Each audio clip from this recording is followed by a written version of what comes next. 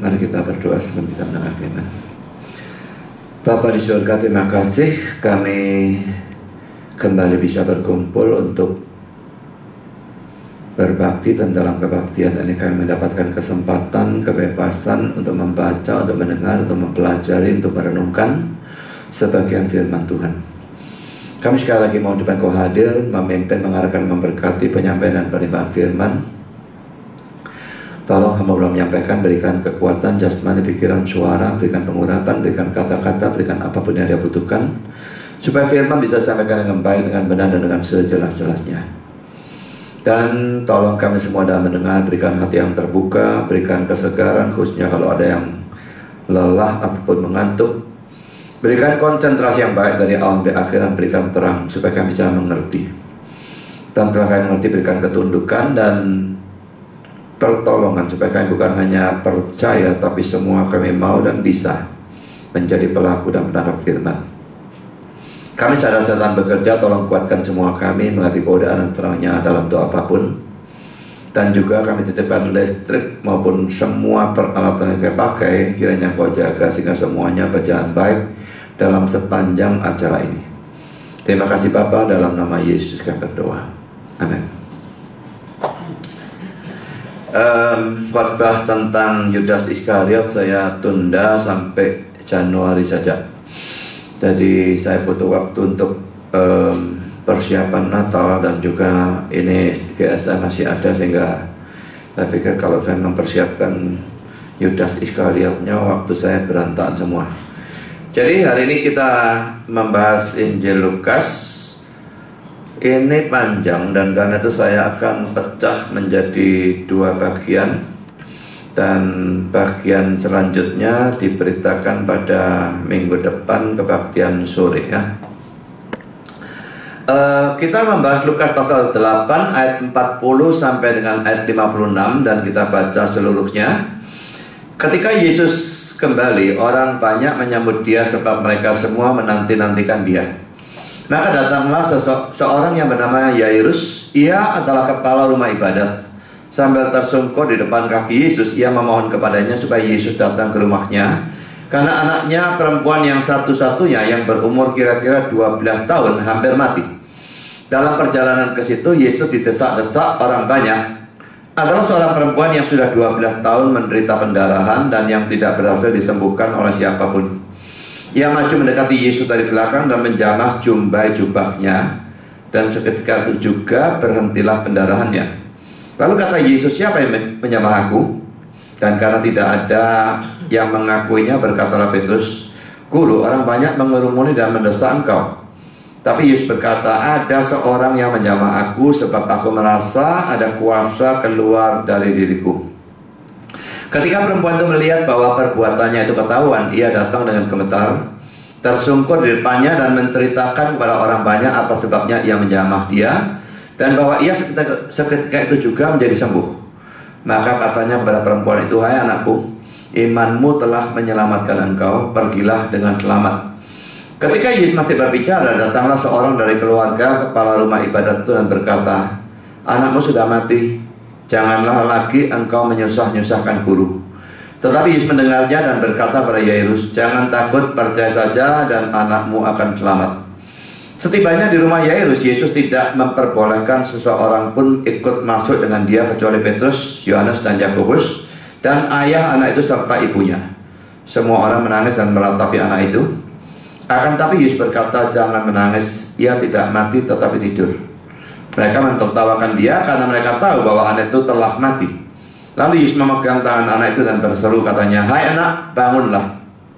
Maka kembalilah roh anak itu, dan seketika itu juga ia bangkit berdiri.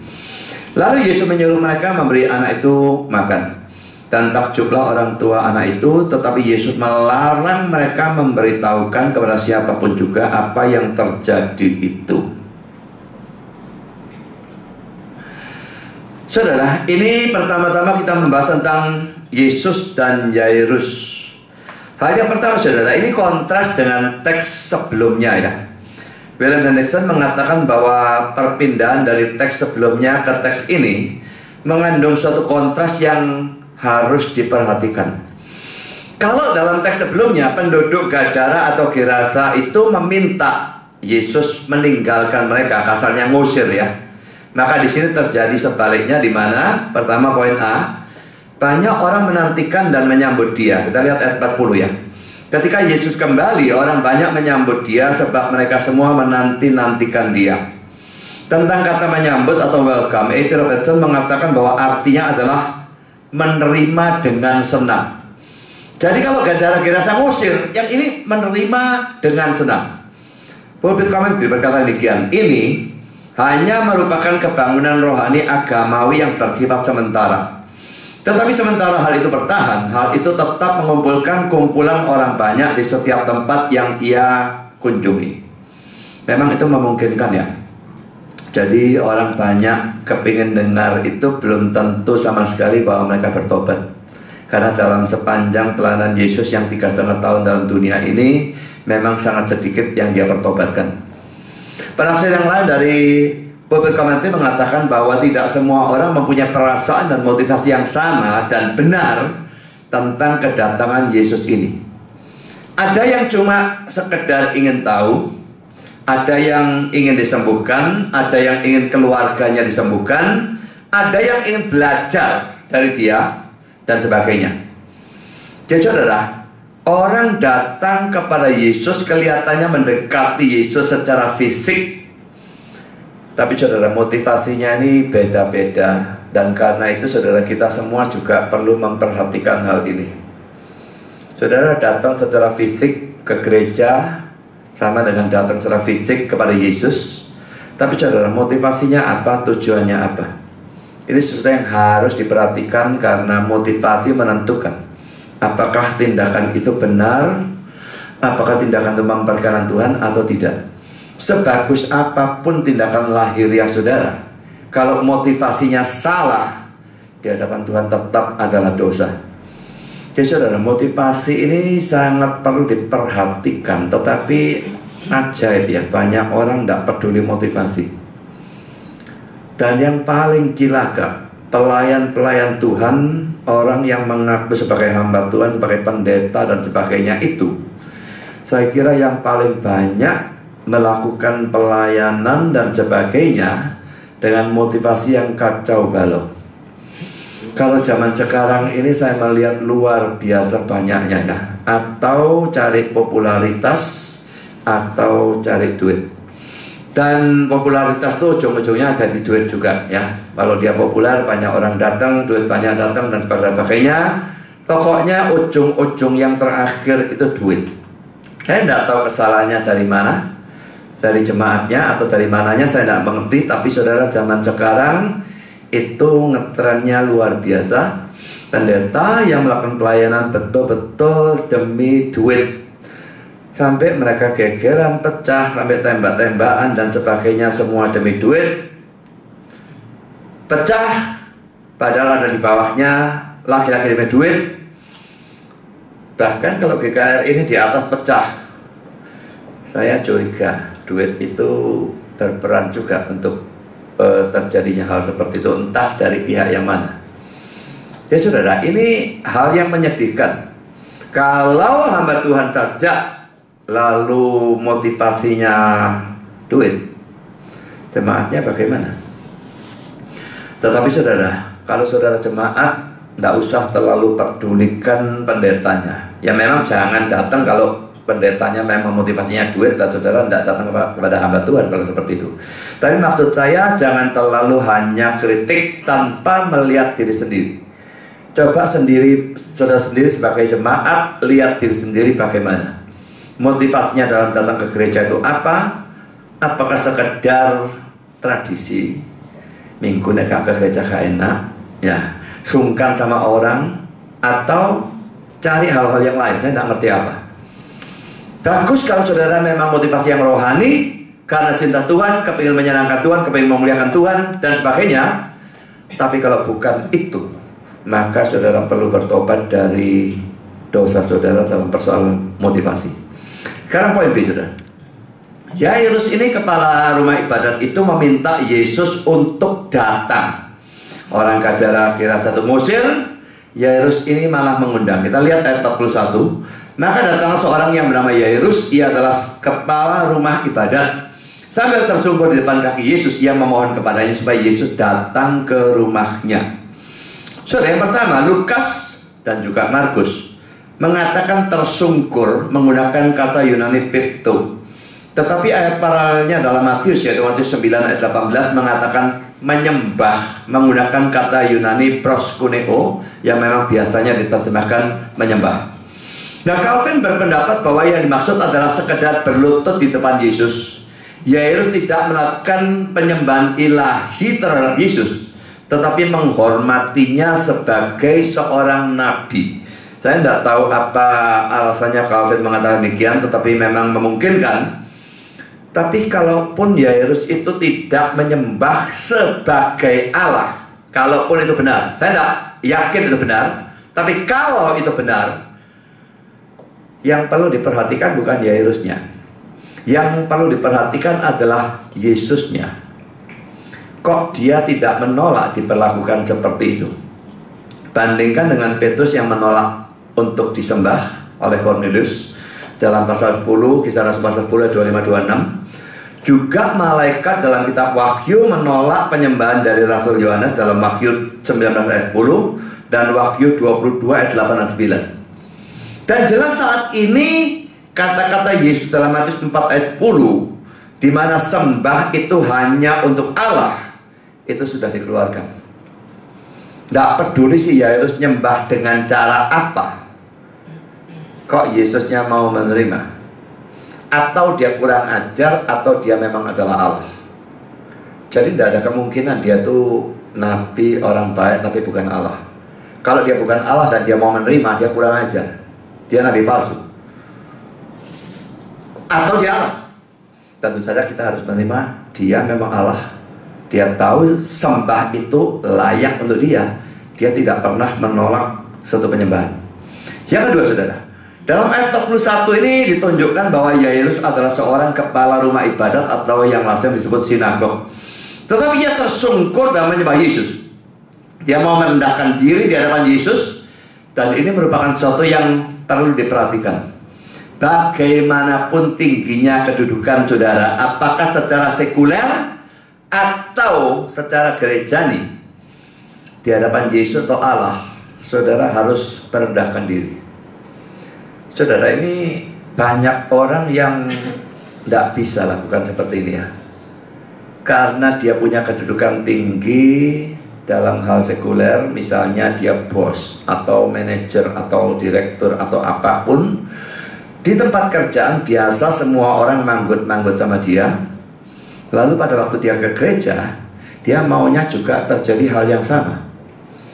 Dan juga dalam gereja orang-orang yang jadi pendeta dan sebagainya, juga ada orang-orang yang karena donatur gereja dan sebagainya, lalu kepingin jadi raja begitu ya dalam gereja.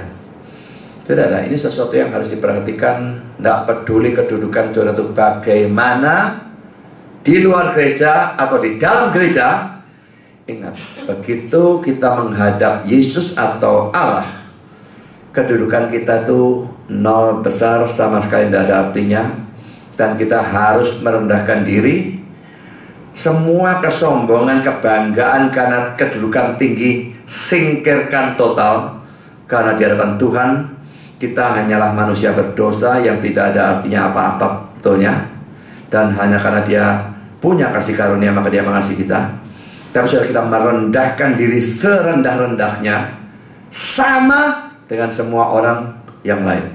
Kaya, miskin, kedudukan tinggi atau rendah atau apapun, semua kita harus merendahkan diri. Jadi saudara, apa yang Yairus lakukan dalam hal ini sesuatu yang perlu diteladani.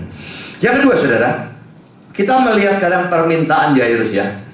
Yairus ingin Yesus menolong anaknya. Tapi sekarang perlu dipersoalkan dari ayat-ayat yang paralel ini. Saya akan lihat ya, anaknya Yairus ini apa tuh? Bagaimana waktu dia itu datang kepada Yesus dan sebagainya? Anak itu sakit berat, hampir mati, atau sudah mati. Mari kita lihat dalam versi Lukasnya dalam ayat 41b dan 42a ya. yang berkata demikian sambil tersungkur di depan kaki Yesus. Ia memohon kepadanya supaya Yesus datang ke rumahnya, karena anaknya perempuan yang satu-satunya yang berumur kira-kira 12 tahun hampir mati. Jadi Lukas mengatakan hampir mati. Sekarang saudara, mari kita lihat versi Markus pasal 5 ayat 22-23. Datanglah seorang kepala rumah ibadat yang bernama Yairus, ya, sama ya. Ketika ia melihat Yesus, tersungkurlah ia depan kakinya dan memohon dengan sangat kepadanya, anakku perempuan sedang sakit, hampir mati. Datanglah kiranya dan letakkanlah tanganmu atasnya, supaya ia selamat dan tetap hidup. Tapi saudara, jadi kalau Markus sama dengan Lukas ya, tapi Matius, coba lihat, Matius 9 ayat 18. Sementara Yesus berbicara demikian kepada mereka, datanglah seorang kepala rumah ibadat, lalu menyembah dia dan berkata, anakku perempuan baru saja meninggal. Tetapi datanglah dan letakkanlah tanganmu atasnya, maka ia akan hidup. Nah, repot sudah ya. Markus sama Lukas bilang sakit berat, hampir mati. Matius bilang baru saja meninggal. Markus sama dengan Lukas, Matius lain sendiri. Matius mengatakan baru mati. Nah saudara, bagaimana cara mengharmoniskan? Ada 3 cara mengharmoniskan yang akan saya berikan. Kita bisa milih salah satu atau yang manapun terserah ya. Dan memang ya, cara mengharmoniskan ini kita tidak harus kita pasti mengharmoniskannya itu yang mana. Pokok ada cara memungkinkan apa yang kontradiksi kelihatannya itu menjadi harmonis. Sudah selesai tugas kita. Tugas kita bukan memastikan pengharmonisan yang mana yang pasti benar, karena itu tidak memungkinkan seringkali. Saudara, yang pertama, Calvin mengatakan bahwa Matius hanya menyingkat cerita tanpa mempedulikan detail-detailnya, sedangkan Markus dan Lukas menceritakan detail-detailnya. Dan Leon Morris juga mempunyai pandangan yang seperti ini, sama dengan Calvin. Jadi disingkat saja, ya sudah mati, toh akhirnya mati. Ya, lah yang Markus dan Lukas dia kepingin detail, maka dia ceritakan saat itu bukan sudah mati, tetapi hampir mati.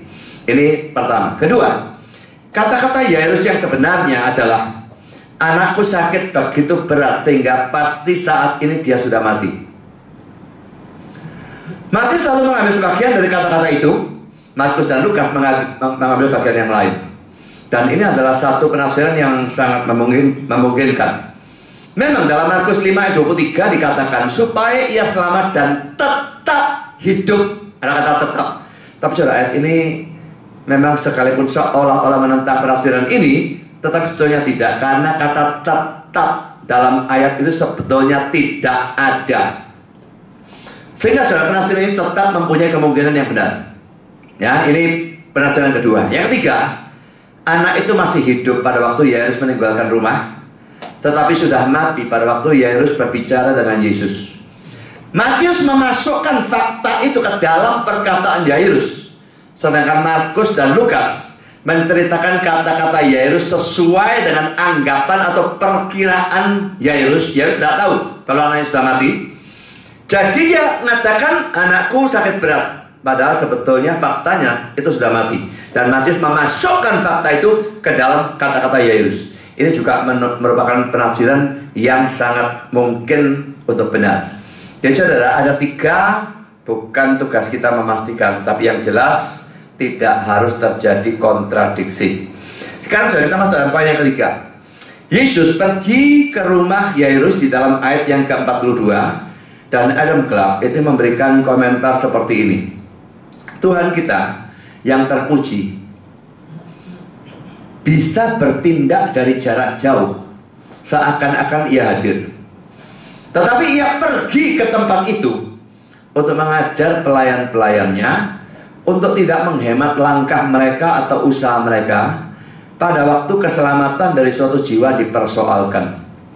Hendaklah mereka tidak berpikir adalah cukup untuk berdoa bagi orang sakit di dalam kamar, tetapi hendaklah mereka pergi ke sisi ranjang orang sakit itu supaya bisa mengajar dan menghibur orang sakit itu. Jadi dia mengatakan pentingnya orang Kristen nama Tuhan melayani itu mau datang. Misalnya sakit, ya tak doain dari rumah, bisa juga loh, apa bedanya tentunya. Tapi orangnya lebih senang kalau kita datang. Dan kalau datang juga bisa melihat sikonnya dengan lebih baik, juga bisa memberikan penghiburan dan sebagainya. Jadi Yesus datang, kita juga sedapat mungkin datang. Biarpun ada kasus di mana waktu Yesus mau datang, Yesus gak usah, kamu bisa dari jarak jauh perintahkan. Wah, imannya hebat ya. Dan Yesus turuti dari jauh, dia sembuhkan anak itu. Jadi ada kasus memang di mana dia tidak datang, tapi di sini dia memerlukan untuk datang. Iman orang ini mungkin tidak sehebat iman yang satunya, yang bilang tidak usah datang pun kamu bisa. Tapi orang ini membutuhkan Yesus datang, dan dia datang. Jadi jangan menyayangkan waktu, tenaga, pikiran dan sebagainya untuk datang pada saat memang itu dibutuhkan. Sekarang saudara, kita masuk dalam poin yang kedua. Ada interupsi. Jadi ini ceritanya Yairus datang kepada Yesus dan sebagainya, tapi belum sampai Yesusnya itu menyembuhkan. Ada suatu interupsi dari perempuan yang sakit pendarahan. Saya bacakan ayat 42b sampai dengan 44. Dalam perjalanan ke situ ya, waktu Yesus mau pergi ke rumahnya Yairus itu ya, Yesus didesak-desak orang banyak. Adalah seorang perempuan yang sudah 12 tahun menderita pendarahan dan yang tidak berhasil disembuhkan oleh siapapun. Ia maju mendekati Yesus dari belakang dan menjamah jumbai jubahnya, dan seketika itu juga berhentilah pendarahannya. Saya akan bacakan versi Markus ya tentang cerita ini. Pasal 5 ayat 26 sampai dengan 29. Ia telah berulang-ulang diobati oleh berbagai tabib sehingga telah dihabiskannya semua yang ada padanya, namun sama sekali tidak ada faedahnya, malah sebaliknya keadaannya makin memburuk. Dia sudah mendengar berita-berita tentang Yesus, maka di tengah-tengah orang banyak itu ia mendekati Yesus dari belakang dan menjamah jubahnya. Sebab katanya, asal ku jamah saja jubahnya, aku akan sembuh. Seketika itu juga berhentilah pendarahannya dan dia merasa bahwa badannya sudah sembuh dari penyakitnya. Sudah, pertama-tama kita mempelajari penderitaan dari perempuan ini ya. Pertama, poin A, pendarahan. Dan ini penderitaan itu sendiri, penyakit itu sendiri sudah merupakan penderitaan. Saya tidak tahu pendarahan sehebat apa, tapi saudara, bagaimanapun kalau pendarahan dan itu kelihatannya terus-menerus selama 12 tahun, tidak mungkin dia bisa sehat ya. Darahnya keluar terus, dia akan kurangan darah atau bagaimana, dan pendarahan itu sendiri sudah sangat tidak menyenangkan. Maka ini sudah merupakan suatu penderitaan. Tapi seakan-akan masih kurang saudara. Mari kita lihat poin B, ini ayat dari Imamat pasal 15 ya. Ayat 19 sampai dengan 27. Apabila seorang perempuan mengeluarkan lelehan, dan lelehannya itu adalah darah dari auratnya, ia harus 7 hari lamanya dalam cemar kainnya. Dan setiap orang yang kena kepadanya menjadi najis sampai matahari terbenam. Segala sesuatu yang ditidurinya selama ia cemar kain menjadi najis, dan segala sesuatu yang didudukinya menjadi najis juga. Setiap orang yang kena pada tempat tidur perempuan itu haruslah mencuci pakaiannya, membasuh tubuhnya dengan air, dan ia menjadi najis sampai matahari terbenam. Setiap orang yang kena kepada sesuatu barang yang diduduki perempuan itu haruslah mencuci pakaiannya, membasuh diri dengan air, dan ia menjadi najis sampai matahari terbenam. Juga pada waktu ia kena kepada sesuatu yang ada di tempat tidur atau di atas barang yang diduduki perempuan itu, ia menjadi najis sampai matahari terbenam. Jikalau seorang laki-laki tidur dengan perempuan itu dan dia kena cemar kain perempuan itu, maka ia menjadi najis selama 7 hari. Dan setiap tempat tidur yang ditidurinya menjadi najis juga. Apabila seorang perempuan berhari-hari lamanya mengeluarkan lelehan, yakni lelehan darah yang bukan pada waktu cemar kainnya, atau apabila ia mengeluarkan lelehan lebih lama dari waktu cemar kainnya, maka selama lelehannya yang najis itu, perempuan itu adalah seperti pada hari-hari cemar kainnya, yakni ia najis. Jelas bukan cuma waktu menstruasi, bukan urusan menstruasi, pokoknya keluar darah maka najis ya. Ayat 26. Setiap tempat tidur yang ditidurinya selama ia mengeluarkan lelehan haruslah baginya seperti tempat tidur pada waktu cemar kainnya, Dan setiap barang yang didudukinya menjadi najis sama seperti kenajisan cemar kainnya. Setiap orang yang kena pada barang-barang itu menjadi najis, dan ia harus mencuci pakaiannya, membasuh tubuhnya dengan air, dan ia menjadi najis sampai matahari terbenam. Saudara, bagian awal berlaku untuk perempuan yang datang bulan, tetapi jelas bagian yang terakhir tadi itu pasti berlaku untuk penyakit pendarahan seperti yang dialami oleh perempuan ini. Dan boleh dikatakan semua penafsir memang beranggapan demikian. Ingat ya, dalam zaman perjanjian baru, dan perjanjian baru dimulai pada saat Yesus mati, ya, maka Imamat 15 ini yang merupakan ceremonial law, hukum yang berhubungan dengan upacara keagamaan, tidak berlaku lagi. Efesus 2 ayat 15. Tetapi karena perjanjian baru itu baru dimulai pada saat Yesus mati dan bangkit, maka pada saat ini, saat peristiwa ini terjadi, Yesusnya belum mati, peraturan ini masih berlaku. Saudara bisa bayangkan bagaimana menderitanya perempuan itu. Dia hubungan seks lakinya najis 7 hari. Siapa yang mau sama dia? Dia duduk, dia tidur, nyentuh apapun semua barangnya jadi najis, dan barang itu kesentuh orang lain, orang itu jadi najis juga. Mana bisa dia tidak tersingkir, saudara? Dia akan terasing, semua takut. Kesenggol dia najis, kesenggol barang yang disenggol dia najis juga. Dan bagi mereka ini sesuatu yang sangat, apa ya, mereka fanatik ya dalam persoalan seperti itu, najis dan tahir ya. Jadi dia pasti terkucil, tidak bisa tidak. Siapa yang mau kumpul dia? Tidak akan ada orang mau bergaul dengan dia dan sebagainya. Sehingga ini menambah penderitaannya yang luar biasa. Mungkin itu alasannya dia tidak berani menyentuh Yesusnya, tetapi hanya ujung jubahnya, mungkin ya. Lalu poin ketiga, poin C, saudara. Penderitaan perempuan itu terlihat dari jangka panjang penyakitnya, yaitu 12 tahun. Kalau penderitaannya 12 hari, 12 minggu itu sudah lumayan. 12 bulan, setahun sudah. Ini 12 tahun. Jadi saudara, ini membuat makin lama makin berat. Dan poin keempat, Markus 5:26 mengatakan dia sudah mencari semua tabib sehingga semua uang dihabiskan untuk itu. Tapi saudara, bukannya penyakitnya sembuh, bahkan makin memburuk. Karuan kalau panjat aja, enggak. Pakai tabib habiskan uang, penyakitnya malah memburuk. Kita baca Markus 5:26 sekali lagi ya.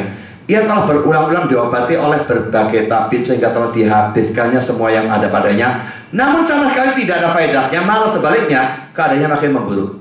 Jadi saudara, semua ini poin digabungkan menunjukkan penderitaan tentang dari perempuan ini betul-betul luar biasa. Sekarang poin kedua, saudara. Perempuan itu sudah mendengar tentang Yesus. Kita lihat dalam Markus 5 ayat 27. Ini ayat paralelnya ya.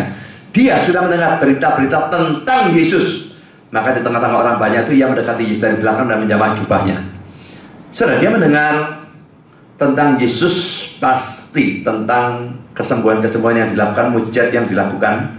Tapi mungkin juga mendengar tentang hal-hal lain, saya tidak tahu, karena memang tidak dijelaskan banyak. Tapi dia mendengar berita tentang Yesus, dan memang saudara harus dengar tentang Yesus untuk bisa beriman. Iman timbul dari pendengaran. Roma pasal 10 ayat yang ke-17. Saudara, orang yang tidak bisa mendengar ini yang paling celaka. Kalau dia budak, ya tidak apa-apa, asal dia bisa baca pakai matanya gitu ya. Kalau budak dan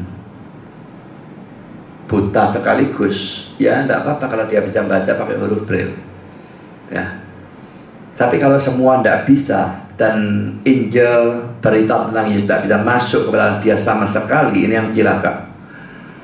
Dan tidak perlu orang buta dan tuli dan sebagainya. Orang yang semua panca inderanya genah semua, kalau dia memang tidak mau dengar firman Tuhan, dan setiap dengar ada firman Tuhan dia tidur, ngantuk dan sebagainya, sama saja. Ya, saudara, ini cilaka yang seperti itu. Dan karena itu satu hal yang penting saudara perhatikan untuk diri saudara sendiri. Apakah saudara bisa mendengar firman Tuhan dan kepingin mendengar firman Tuhan, ya atau tidak? Kalau ada kesempatan mendengar, saudara tidak mau mendengar, sengaja tutup kuping dan sebagainya, maka ini sesuatu yang repot ya. Harus mau mendengar. Yang ketiga saudara, iman dan pemikiran perempuan itu kita lihat dalam paralel dalam Injil Markus pasal 5 ayat 27b dan 28. Maka di tengah-tengah orang banyak itu ia mendekati Yesus dari belakang dan menjamah jubahnya, sebab katanya, asalku jamah saja jubahnya aku akan sembuh. Saudara, ini bagus apa tidak bagus ya? Di satu sisi saudara, perempuan itu punya iman. Kalau tidak punya iman, bagaimana dia berpikir tak jamah jubahnya tok, tidak usah kena orangnya, aku akan sembuh. Jelas dia punya iman.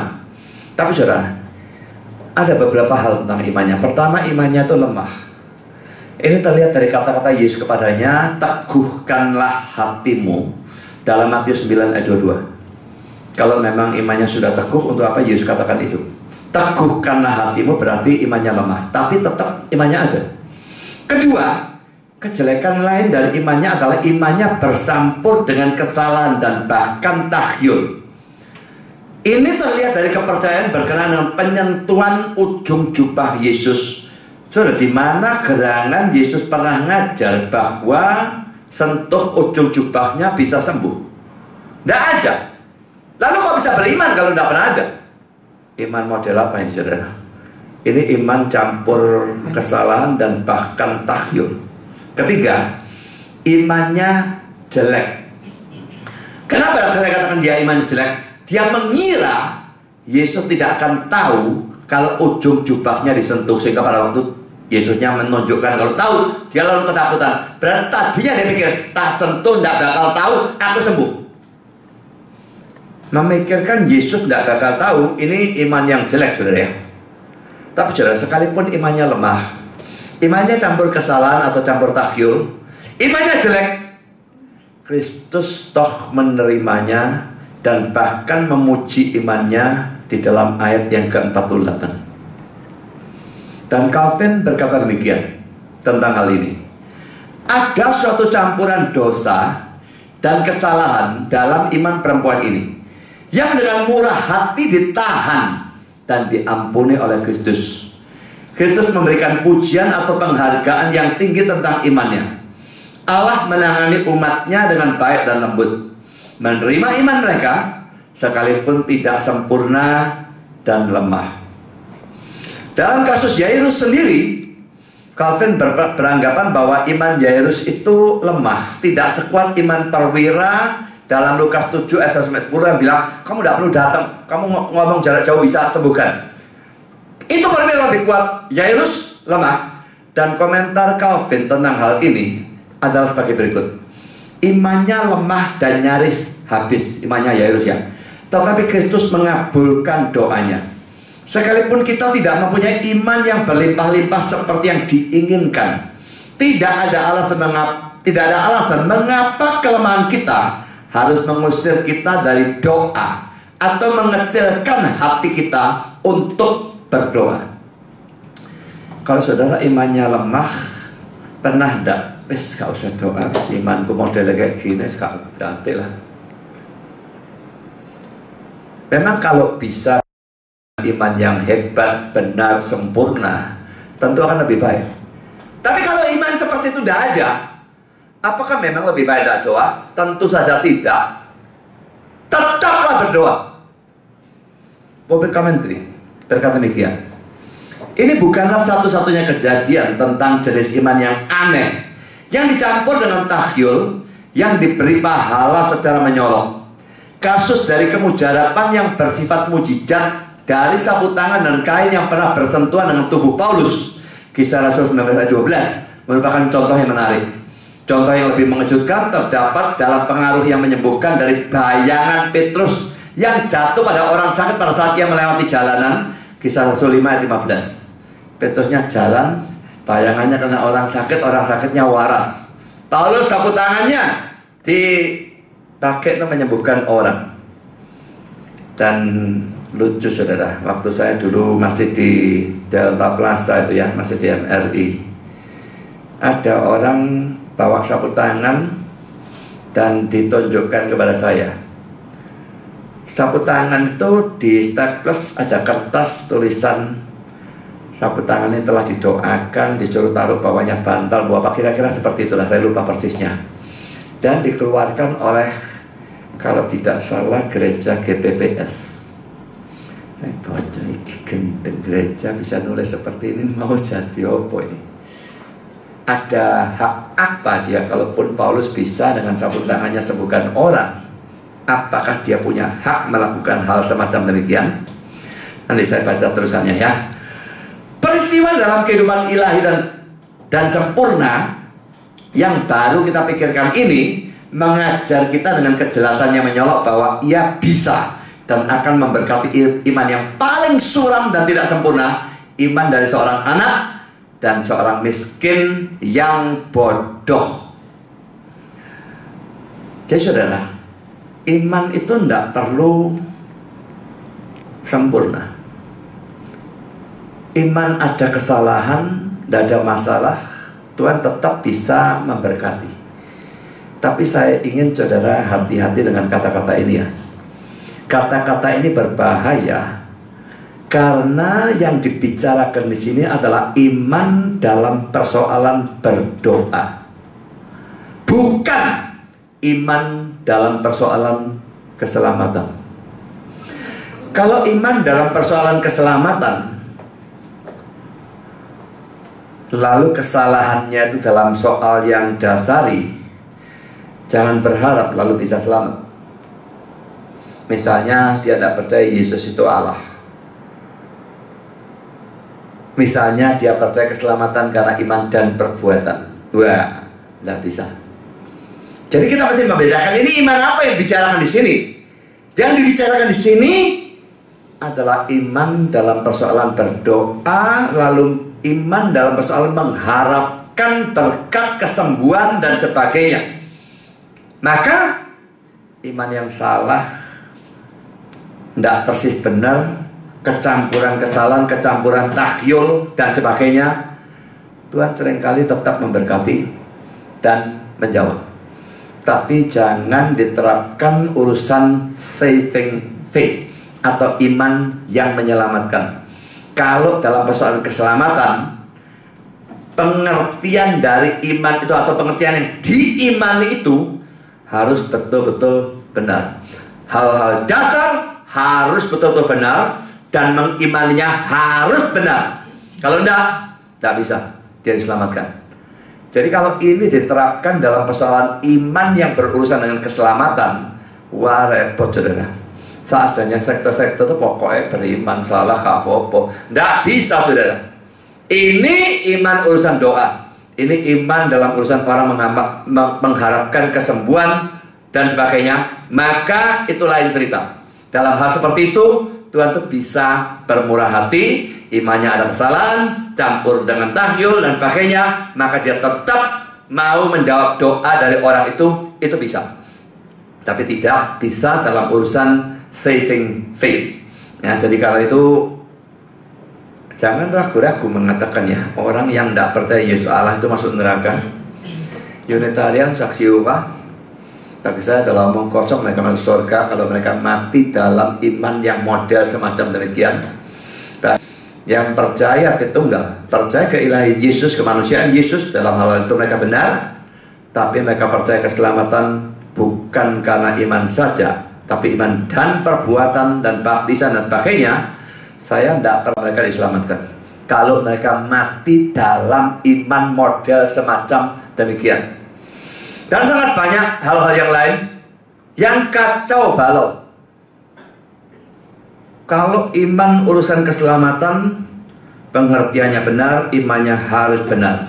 Bukan pengertian hal tinggi, tetapi pengertian tentang Injil harus benar, percaya dengan benar, baru selamatkan. Tapi dalam persoalan doa, iman yang tidak sempurna, yang salah, yang bau tahyul dan sebagainya, bisa tetap diterima dan diberkati oleh Tuhan. Karena iman yang tidak sempurna dalam urusan doa dan sebagainya itu disempurnakan oleh iman kepada Kristus sebagai Tuhan dan Juru Selamat. Ya, jadi hati-hati dengan kata-kata tadi ya. Tidak berlaku untuk seadanya iman, tapi iman urusan doa, mengharapkan kesembuhan dan sebagainya. Sekarang sudah kita masuk dalam poin yang keempat. Yesus bertanya, siapa yang menyentuh dia? Kita baca ayat 45 sampai dengan ayat yang ke-48 sekali lagi ya. Lalu kata Yesus, siapa yang menyamar aku? Dan karena tidak ada yang mengakuinya, berkatalah Petrus, Guru, orang banyak mengerumuni dan mendesak engkau. Jadi maksudnya Petrus, kamu tanya yang jamaah itu gimana? Trondol-trondolan ya banyak lah. Petrusnya ini pikir Yesusnya idiot atau bagaimana kok dia ngomong seperti ini ya. Sekarang ayat 46, tetapi Yesus berkata, ada seorang yang menyamar aku sebab aku merasa ada kuasa keluar dari diriku. Dari ayat ini ada orang yang ngajar Yesus latihan tenaga dalam. Centeng enggak? Sekarang ayat 47, ketika perempuan itu melihat bahwa perbuatannya ketahuan, ia datang dengan gemetar, tersungkur di depannya, dan menceritakan kepada orang banyak apa sebab ia menyamar dia, dan bahwa ia seketika itu juga menjadi sembuh. Maka katanya kepada perempuan itu, hai anakku, imanmu telah menyelamatkan kau, pergilah dengan selamat. Saudara, poin A, mengapa Yesus menanyakan siapa yang menjamah aku? Saudara, ini sama seperti pertanyaannya Allah waktu Adam berbuat dosa tuh ya. Di manakah engkau? Dan orang Islam kritik itu. Allahnya butuh informasi. Tentu bukan itu ya. Kalau Allah tanya di manakah engkau dalam kejadian itu, dia maunya Adam itu keluar dan mengaku dosa sebetulnya. Di sini juga siapa yang mau aku? Yesusnya mau orangnya mengaku. Ya, tentu bukan karena dia tidak tahu. Kalau memang dia tidak mau tahu, loh, tenaga keluar dan sebagainya, dia kok bisa tahu? Tolong kok bisa tahu ada perempuan menjamah? Dia kok tahu ya? Jadi saudara, bukan karena dia tidak tahu, tapi karena apa? Pertama, seseorang yang mengalami berkat untuk pertolongan Tuhan harus memuliakan Tuhan. Perempuan dapat berkat kan? Kok mau diam-diam? Tidak bisa. Dia harus munculkan perempuan di permukaan, supaya perempuan itu menyatakan dia mendapatkan berkat, dia mendapatkan pertolongan dari Tuhan, dia memuliakan Tuhan. Mazmur 50 ayat 15 berkata demikian, berserulah kepadaku pada waktu kesesakan, aku akan meluputkan engkau dan engkau akan memuliakan aku. Saudara, ini harus ya, kalau saudara itu dapat berkat, maka sharingkan berkat itu untuk memuliakan Tuhan. Gereja kita luar biasa jarangnya ada orang sharing. Saya pergi ke persekutuan dan gereja-gereja karismatik, saudara, persekutuan khususnya ya, sangat banyak dari orang-orang itu yang sharing.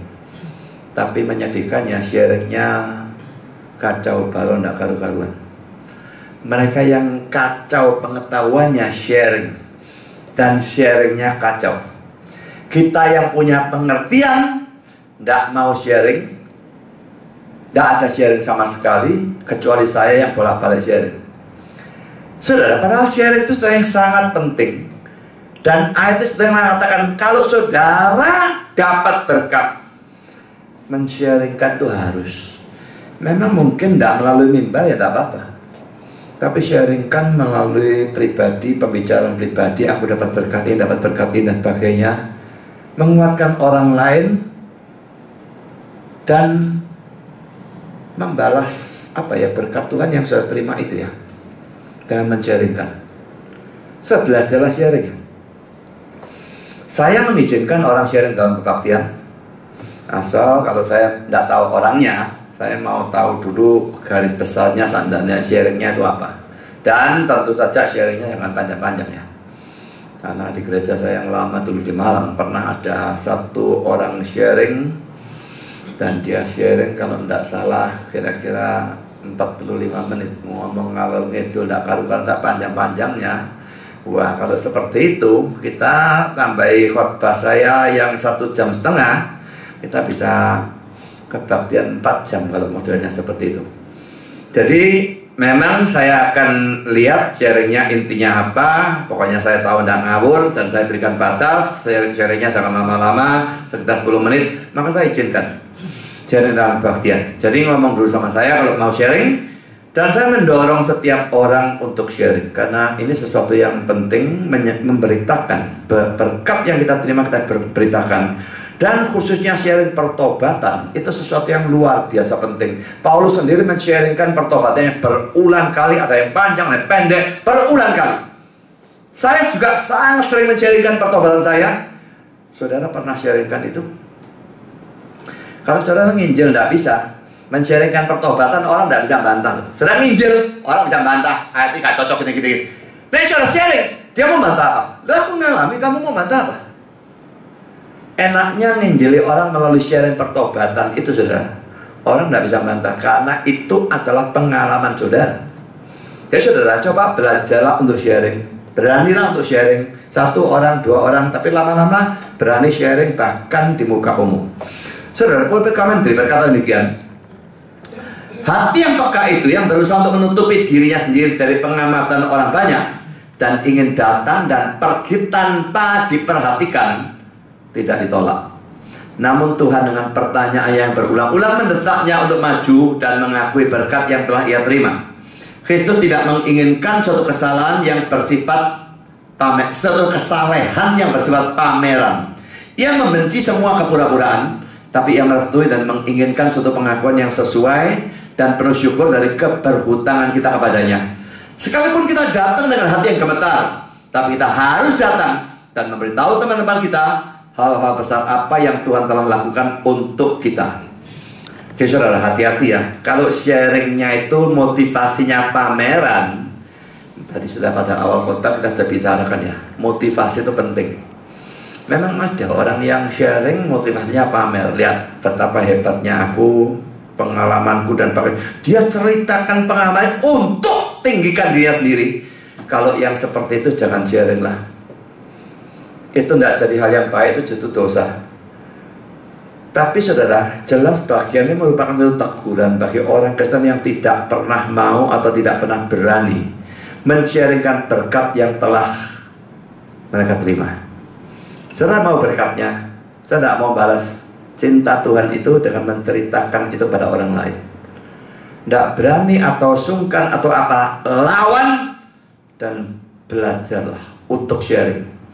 Maka saya percaya saudara, lambat atau cepat saudara akan bisa. Tidak biasa ngomong pendek saja, tulis di kertas ya, hafalkan kalau perlu dan sharingkan. Ya tidak butuh panjang untuk pertama kali, pendek-pendek, tapi lama-lama kita belajar, makin lama kita makin bisa melakukan hal seperti itu. Yang kedua saudara, pertanyaan Yesus ini menyebabkan perempuan itu memberikan pengakuan atau kesaksian. Dan pengakuan atau kesaksian ini baik, bermanfaat untuk perempuan itu sendiri maupun untuk orang-orang yang mendengarnya. Dengan demikian saudara, manfaatnya apa saudara? Yang lain, wah, bisa waras, mujizat, hanya nyentuh jubah. Perempuan itu sendiri manfaatnya apa? Dengan sembuh dia tidak lagi dianggap najis kan?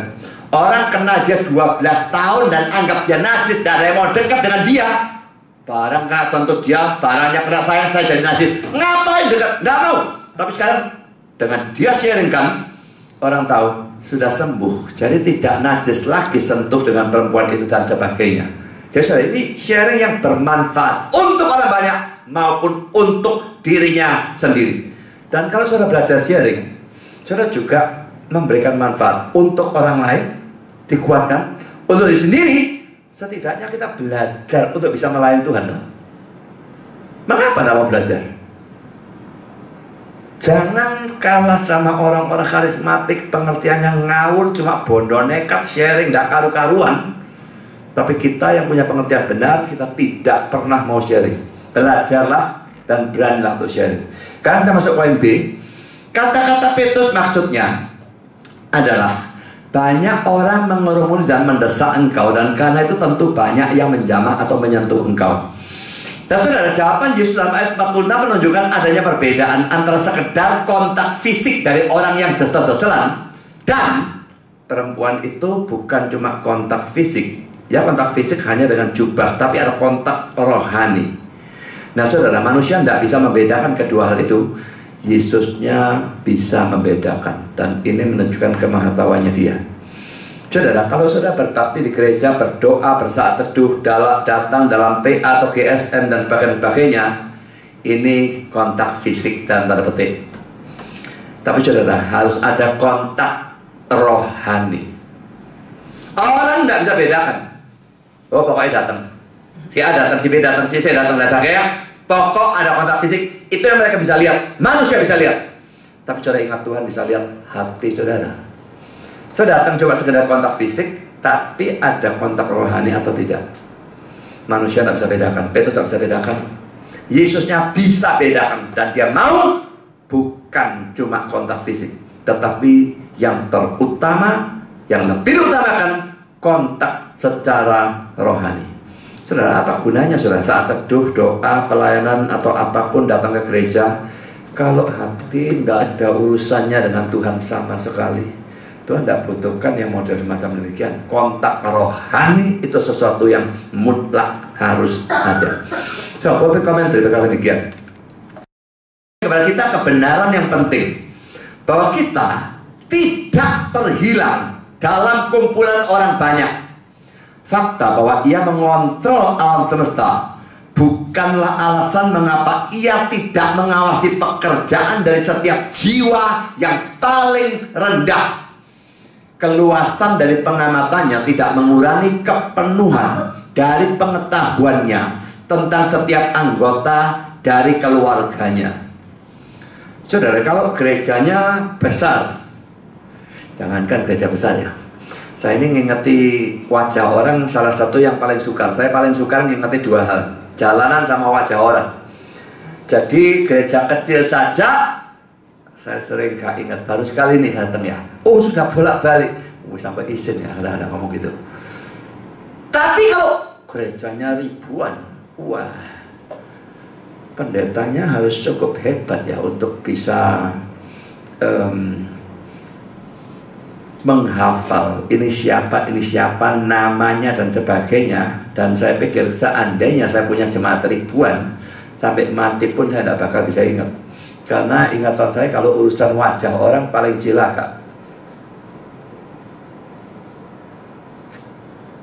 Dosen-dosen saya waktu di Amerika, saudara, rupanya ya mereka jadi kayak menganggap itu sebagai keharusan tahu nama dari setiap siswa, setiap mahasiswa.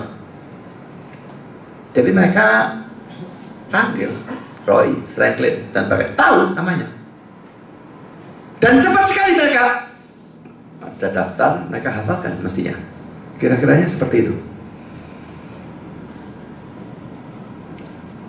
Dan kalau dalam gereja yang besar, sudah terhilang dalam kumpulan orang banyak, pendeta tidak tahu saudara siapa, majelis tidak tahu saudara siapa, orang Kristen yang lain bisa tidak tahu saudara siapa.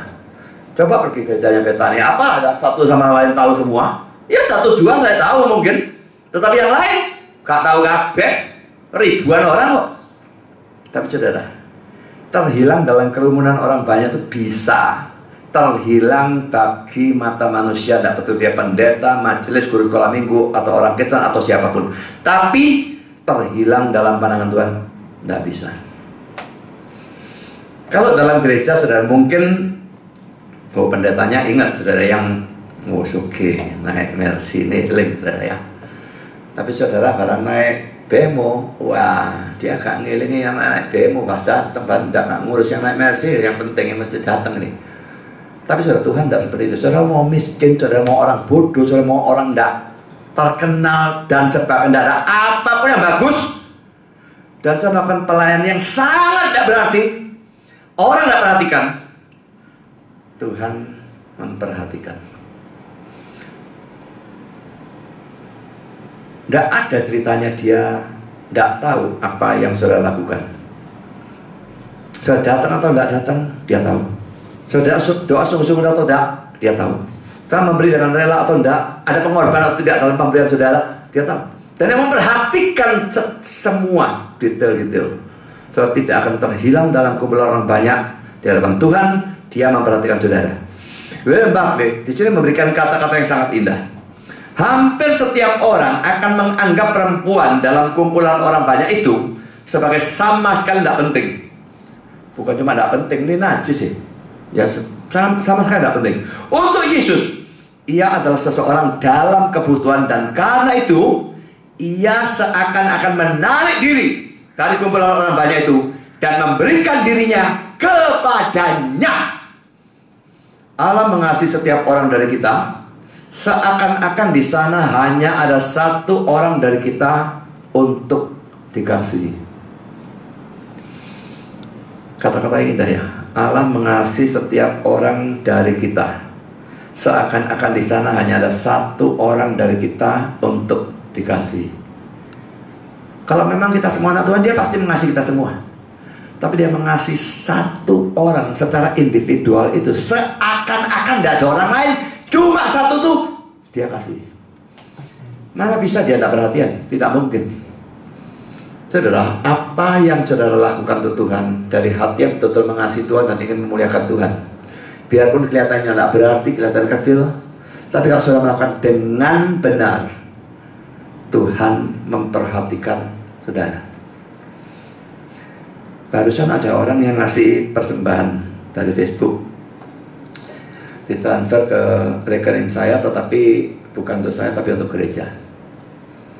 Dan dia bilang, aku cuma ngasih 200.000 loh ya, bukan 2 juta. Dan saya bilang, perempuan yang ngasih 2 peser itu, Tuhan bilang dia ngasih lebih banyak dari orang yang kaya. Jadi tidak peduli persembahanmu berapa, Tuhan tidak melihat jumlahnya. Manusia pasti melihat jumlahnya, tetapi Tuhan tidak. Ya, kalau dia memang dari hati yang tulus, bisanya memberi sedikit dan kepingin memberi untuk kemuliaan Tuhan, Tuhan pasti pedulikan hal itu dan pasti tidak akan membuang pahalanya. Sekarang poin sih saudara, mengapa perempuan itu menjadi takut? William Hendriksen mengatakan bahwa pada saat itu di tempat itu kan perempuan itu dianggap tidak layak bicara di tempat umum ya. Jadi kayak ada dalam Timotius, perempuan ngomong di sini tidak boleh saudara. Kalau tanya pun katanya tanya di rumah sama suamimu. Di tempat umum tak boleh ngomong. Perempuan suruh diam. Perempuan sangat dianggap, sangat direndahkan pada zaman itu. Juga penyakitnya membuat dia dianggap najis. Dia menyentuh Yesus yang dianggap sebagai nabi, guru. Ini najis kok, kurang ajar banget. Itu membuat dia takut. Ya. Sekarang poin ini, Yesus lalu berkata kepada perempuan itu dalam ayat 48, maka katanya kepada perempuan itu, hai anakku, imanmu telah menyelamatkan kau, pergilah dengan selamat. So, pertama ya, kata anakku dalam bahasa Inggris adalah daughter atau anak perempuan. Beberapa komentar berkata, ini adalah satu-satunya tempat dalam Injil-Injil di mana Tuhan kita dilaporkan telah menggunakan kata yang penuh kasih ini kepada seorang perempuan. Dan beberapa komentar juga mengatakan bahwa dalam suatu kitab apokripa, tidak kita akui sebagai firman ya, yang disebut Injil Nikodemus, ada seorang perempuan bernama Veronica. Dan pada waktu Yesus jatuh pada saat memikul kayu salib, perempuan ini memberikan cabut tangan untuk menyeka wajah Yesus. Tapi tentang kebenaran ceritanya tentu saja sama sekali tidak bisa dipastikan. Ya, jadi saudara, ini kata-kata Yesus yang penuh kasih kepada seorang perempuan. Lalu saudara, poin kedua, dia mengatakan imanmu telah menyelamatkan engkau. Ini terjemahan kita ya. Dalam terjemahan NIV, your faith has healed you. Imanmu telah menyembuhkan engkau. Kata Yunaninya sebetulnya bisa diterjemahkan keduanya. Mau diterjemahkan menyelamatkan bisa, mau diterjemahkan menyembuhkan bisa. Tetapi saudara lihat konteksnya, ini berurusan dengan penyakit. Maka mestinya terjemahan NIV memilih kata yang lebih tepat. Bukan menyelamatkan, tetapi menyembuhkan. William Hendriksen berkata demikian, imannya sekalipun bukan penyebab dasar dari penyembuhannya, merupakan ya.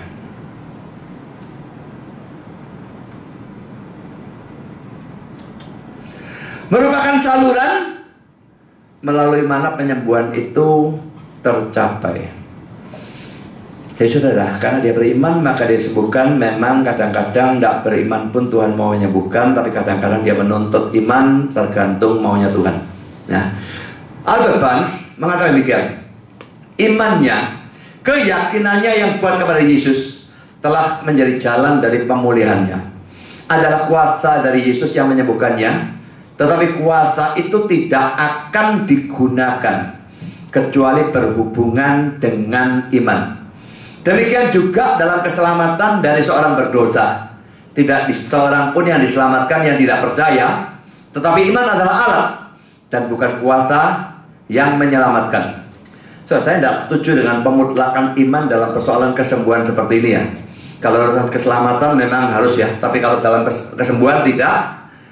Juga dengan penyamaan kemutlakan iman dalam persoalan kesembuhan dan dalam persoalan keselamatan.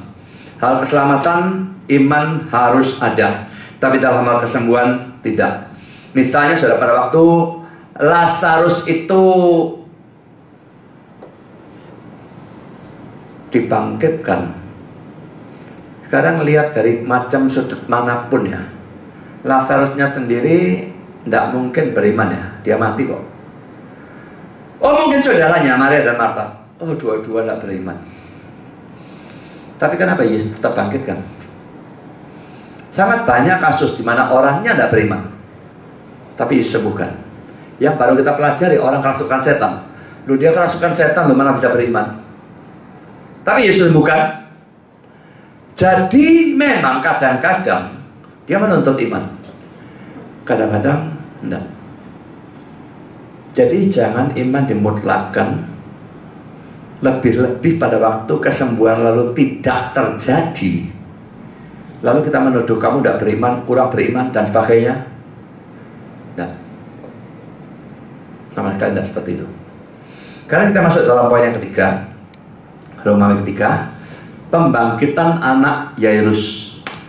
Saudara, pertama interupsi dari perempuan itu merupakan pencobaan bagi Yairus. Dia sudah ngomong, Yesus sudah mau ikut dia. Ini sebetulnya sudah menyenangkan bagi dia ya. Dan kalau tadi itu benar bahwa Yairus tidak tahu anaknya mati, dia kan kepinginnya cepet-cepet. Anaknya sekarat, hampir mati. Ini kalau anak mati. Jadi tahu-tahu ada interupsi, Yesusnya mandek ngurusi perempuan ini. Kita bisa pikirkan Yairusnya mikir bagaimana. Brengsek ini cewek ini mau pergi, ini anakku mau mati kok. Mestinya kan ini mau mati dulu kan, ini perempuan toh sudah 12 tahun kok nanti dikerjain. Tapi Yesusnya mau bagaimana? Itu urusan Yesusnya. Dan dia berhenti tangani perempuan, bicara dengan perempuan itu dan sebagainya. Ini memperlambat datangnya Yesus ke rumahnya Yairus. Dan ini jelas merupakan suatu pencobaan yang hebat bagi Yairus. Dia berharap Yesus secepatnya datang atau anak itu akan mati. Tapi sekarang tertunda karena Yesus mau tangani perempuan itu. Tetapi sebetulnya pada saat yang sama, interupsi ini juga membantu iman Yairus. Karena dalam peristiwa itu dia melihat Yesus punya kuasa. Bayangkan perempuan itu cuma menyentuh ujung jubahnya dan penyakitnya sembuh seketika. Itu menguatkan imannya dia. Kalau Yesus bisa seperti itu, anaknya ya bisa juga tentu saja. Ya, jadi saudara, di satu sisi interupsi ini mengganggu, merupakan pencobaan. Di sisi lain, interupsi ini juga membantu imannya Yairus karena perempuan itu disembuhkan secara mukjizat, anaknya pasti juga bisa. Karena poin kedua, anak Yairus itu mati. Kita lihat dalam ayat yang ke-49, ketika Yesus masih berbicara, datanglah seorang dari keluarga kepala rumah ibadat itu dan berkata, anakmu sudah mati, jangan lagi engkau menyusahkan guru. Saudara, ini kelihatannya memang menunjukkan pandangan bahwa yang tadi itu ya, Yairus memang tidak tahu. Dia berangkat, anaknya belum mati. Waktu dia bicara, anaknya sudah mati. Mungkin itu yang benar ya. Jadi sekarang ada pemberitahuan seorang dari keluarga kepala rumah ibadat itu beritahu, anakmu sudah mati, sudah gak usah ngerepot-ngerepoti guru, wes game mati ya mati, selesai. Kalau sakit berharap disembuhkan, mati enggak. Sudah beberapa poin ya. Poin A, orang yang membawa kabar ini memberi nasihat yang maksudnya baik, yaitu untuk tidak lagi menyusahkan Yesus, toh sudah mati. Tapi saudara, nasihat ini maksudnya baik, tapi dia tetap salah. Bob Comedy berkata, Kristus bisa disusahkan oleh kejauhan dan pengabaian kita. Ia tidak mungkin disusahkan oleh pendekatan dan permohonan kita yang sungguh-sungguh. Saya pernah enggak doa dan merasa wis urung elah kok ngerepoti Tuhan? Pernah? Kalau iya, sama seperti orang ini ya, wis gak usah nyusah-nyusahin dia lah, gak usah ngerepot-repotin guru lah, udah mati kok. Cuma di sini ada ketidakpercayaan sama sekali, dah mati sudah tidak mungkin. Tapi kita bisa ya doa kok ngerepoti Tuhan, minta yang kayak gini-gini. Ya kalau minta yang gede, hal kecil-kecil minta. Pernah gak punya barang kesengsal? Tidak mungkin ada orang tidak pernah punya barang kesengsal. Kalau barang kesengsal itu pogel ya. Kalau saudara barang kesengsal berdoa atau enggak? Saya sering berdoa pada waktu barang kesengsal, Tuhan, dek mana barang ini Tuhan? Temukan dan berulang kali Tuhan jawab hal seperti itu. Kayaknya hal remeh ya. Tapi saya berdoa, dia berikan, tidak tahu bagaimana, ketemu barangnya. Bahkan kadang-kadang kalau ini ada nyamuk mencet ya, nyamuk di dalam mobil atau nyamuk di dalam kamar atau di ruang tamu, pokoknya ngerubuk gitu. Wah, benci saya. Saya pernah nabrak mobil di muka saya hanya karena di mobil saya ada nyamuk. Pas mau nyebrek mobilnya muka mandek, nubruk buat saya 300.000. Jadi benci nyamuk itu. Dan nyebrek luput. Pernah berdoa, Tuhan kena no nyamuk. Lah, rasanya sudah berdoa seperti itu. Kok doa sih gak perlu nyamuk? Semprotan baikon gak usah doa. Oh, repot itu Tuhan. Tapi saudara, apakah memang Tuhan direpotkan dengan doa seperti itu kalau doanya memang sungguh-sungguh? Saya tidak yakin itu sama sekali. Dia tidak merasa direpotkan. Dia akan senang kalau kita minta hal seperti itu. Jadi saudara, hal-hal kecil yang rasanya remeh, tetaplah berdoa. Setidaknya dekatkan kita dengan dia, karena doa suatu persekutuan. Bob Comedy berkata, sudah ini ya, sudah saya baca ya. Jadi saudara, kalau sudah jauh dari dia dan mengabaikan dia, itu menyusahkan dia.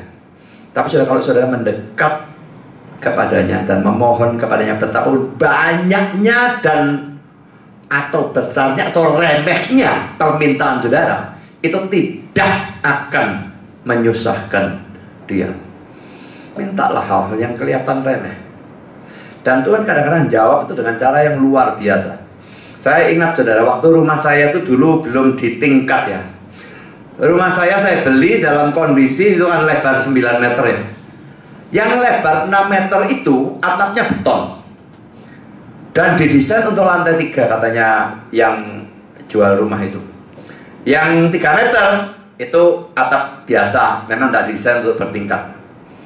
Nah, atap beton itu dia belum sempat bangun, dia kehabisan duit, lalu dijual sama dia, saya beli.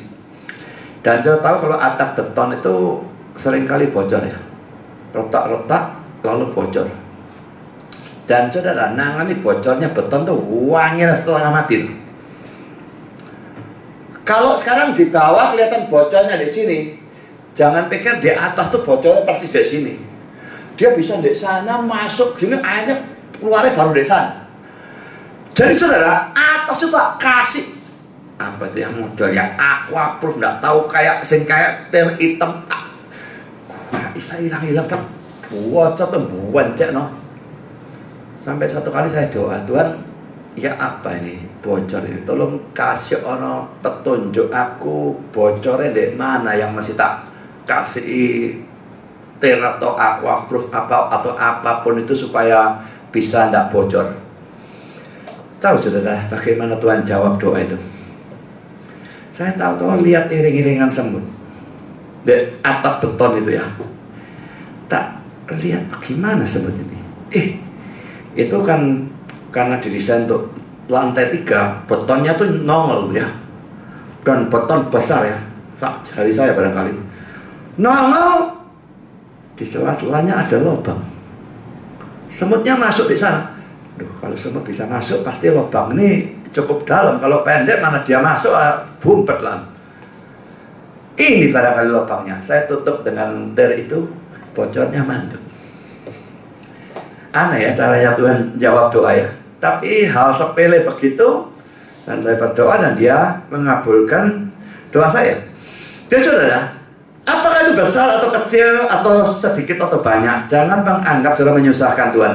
Yang menyusahkan Tuhan adalah kalau saudara butuh dan saudara tidak mau ngomong sama dia. Bapak yang mana yang tidak susah kalau anaknya butuh pertolongan lalu diam saja ditangani sendiri semua? Justru bapak akan senang kalau anaknya minta tolong kepada bapaknya.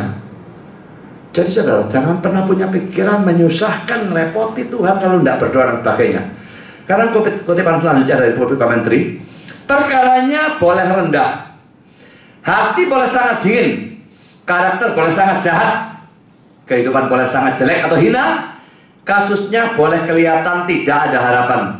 Tetapi jangan segan untuk, dalam tanda petik, menyusahkan guru. Sentuhannya tetap mempunyai kuasanya yang kuno. Saudara, masalah apapun berdoa. Terlalu banyak, tidak ada yang terlalu banyak. Terlalu kecil, tidak ada yang terlalu kecil sampai dia tidak peduli. Dan tidak ada yang terlalu besar sampai dia tidak mampu. Jadi semua bawa kepada Tuhan. Sekarang sudah poin B. Anak Yairus mati. Pencobaan seperti ini sering terjadi ya. Dan ini betul-betul pencobaan yang luar biasa hebat. Kita dapat problem yang berat, lalu kita datang pada Tuhan dalam doa. Apa yang lalu terjadi? Bukan keadaan lalu membaik, tetapi sebaliknya memburuk sedemikian rupa sehingga dalam pandangan kita adalah mustahil sama sekali untuk dibereskan. Sakit, kita masih berharap sembuh, tapi mati. Sakit datang pada Tuhan, tidak waras malah mati. Sudah pada saat semacam itu kita juga harus memperhatikan apa yang Yesus katakan. Ayat 50. Tetapi Yesus mendengarnya dan berkata pada Yairus, jangan takut, percaya saja dan anakmu akan selamat. Markus 5:36. Tapi Yesus tidak menghiraukan perkataan mereka, orang yang kasih kabar itu ya, tidak dihiraukan ya, dan berkata kepada kepala rumah ibadat, jangan takut, percaya saja. Saudara, ini yang dalam Lukas ayat 50 ini, percaya saja. Dalam Markus 5:36, percaya saja. Tapi dalam bahasa Yunaninya ada suatu keanehan yang agak membingungkan bagi saya. Markus menggunakan kata Yunani yang berbeda dengan yang digunakan oleh Lukas. Markus menggunakan pisteo, suatu present imperative, suatu perintah yang harus dilakukan terus-menerus atau teruslah percaya. Lukas menggunakan kata Yunani pisteuson, suatu aorist imperative, perintah yang hanya perlu dilakukan satu kali saja. Ya, pacarannya yang dua ini apa tidak kontradiksi, saya tidak ngerti. Mungkin saya cari di buku tafsiran tidak ada yang jelaskan ini rasanya. Saya tidak nemukan tanda-tandanya. Mungkin keduanya mesti digabungkan. Percaya sekarang ini, tapi percaya juga untuk seterusnya. Mungkin seperti itu, saya tidak ngerti gimana. Tapi saya cari dimanapun saya tidak bisa menemukan. orang yang menjelaskan kenapa yang satu pakai present imperative yang menunjukkan perintah ini harus dilakukan terus-menerus, lalu yang satu pakai suatu aorist imperative, perintah yang hanya perlu dilakukan satu kali saja. Leon Morris mengatakan demikian, Yesus pasti membuatnya jelas kepada kepala rumah ibadat itu bahwa di hadapan bahaya yang telah menghantamnya, ia harus mempunyai iman. Tidak ada hal lain yang berarti. Saudara, ini setiap saat bisa saja menimpa kita ya. Ada problem, berdoa, wah tambah ada karu-karuan, berantakan, hancur, lebur. Bisa. Dalam keadaan seperti itu tetaplah percaya kalau saudara anak Tuhan, keadaan boleh memburuk, semua itu berguna untuk kebaikan saudara. Roma 8:28. Dalam Amsal 24 ayat 10 dikatakan, jika engkau tawar hati pada masa kesesakan, kecillah kekuatanmu. Memang ya, kalau ada problem lalu kita itu putus asa, tidak bisa lebih buruk saudara ya. Ada problem kalau kita tuh masih bersemangat dan optimis, beriman, maka ada harapan. Tapi pada waktu ada problem kita tuh putus asa, frustrasi, bola gak tahu mana. Ini celaka. Jika engkau tawar hati pada masa kesesakan, kecillah kekuatanmu. Apakah saudara dalam problem dan saudara sedang tawar hati? Terjemahan ini dalam King James diterjemahkan demikian, jika engkau lemah atau takut atau suam pada hari kesengsaraan, kekuatanmu kecil. NIV, jika engkau mengendur pada hari kesukaran, kekuatanmu terbatas. NIV, jika kau bimbang atau goyang pada masa kesukaran, alangkah kecilnya kekuatanmu. Saudara, pada waktu problem, saudara berdoa, problemnya makin besar, jangan imannya goncang atau putus asa atau apapun, tetaplah beriman. Kita belum selesai dengan pelajaran ini, tapi akan saya lanjutkan pada minggu depan dengan cerita lanjutannya tentang pembangkitan anak Yairus. Sampai di sini pemberitaan hari ini. Amin. Mari kita berdoa. Bapa di surga, terima kasih Engkau sudah menyertai berkat yang sepanjang acara firman. Kami bersyukur Tuhan,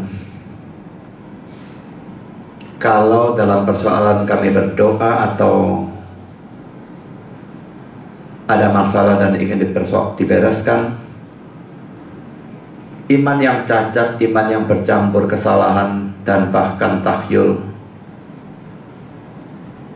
Engkau tetap pedulikan dan Engkau tetap mau mengabulkan. Sekalipun kalau dalam urusan keselamatan, iman itu harus benar, pengertian harus benar. Kami bersyukur juga karena benarnya pengertian kami maupun benarnya iman kami, Engkau pasti berikan. Tanpa mana, tak seorang pun dari kami akan punya pengertian dan iman yang benar, sehingga tak seorang pun akan diselamatkan. Tapi Tuhan, kalaupun iman yang kurang bagus dalam urusan doa dan sebagainya tetap bisa mendapatkan pengabulan, kalau boleh tolong kami untuk mengerti firman sedemikian rupa dan untuk beriman sedemikian rupa dalam soal-soal itu, sehingga bahkan dalam hal itu pun kami bisa berdoa dengan iman yang betul-betul benar. Dan Tuhan, kalau kami mengalami masalah-masalah seperti yang dialami perempuan yang sakit pendarahan ataupun Yairus, khususnya yang dialami Yairus pada waktu punya problem dan datang kepada Engkau dalam doa, dan problemnya lalu menjadi begitu buruk sehingga kelihatan mustahil dibereskan, tolong kami tetap beriman. Kalau kami seringkali putus asa, kecil hati, tawar hati pada waktu ada problem, tolong Tuhan supaya kami bisa tetap beriman. Pada waktu segala sesuatu berjalan salah, atau berubah dari buruk menjadi makin buruk lagi dan terusnya, tolong kami tetap beriman. Terima kasih Bapa, dalam nama Yesus kami berdoa. Amin.